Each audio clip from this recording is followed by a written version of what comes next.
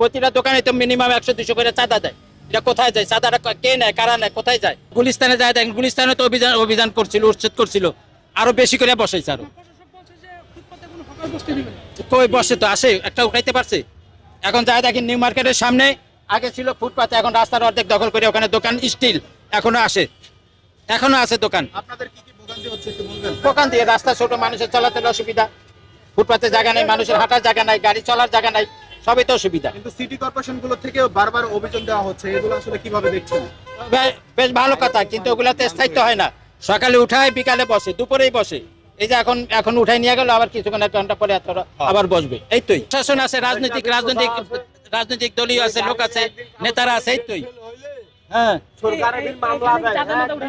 সাদা তো প্রতিটা আপনার দোকানে জিজ্ঞেস করেন, প্রতিটা 100-200 করে সবাই দেয়। কারা নাই থেকে রাজনৈতিক নেতারা আছে, জড়িত আছে, তারা কি করে খাইব? এগুলো করেই তো খায়। তাদের ইনকাম কি? কম টাকা উঠে একটা দোকান থেকে, যদি দৈনিক 200 টাকা উঠে, কম টাকা উঠে, হাজার শত দোকান উঠানোটা তো থাকে না।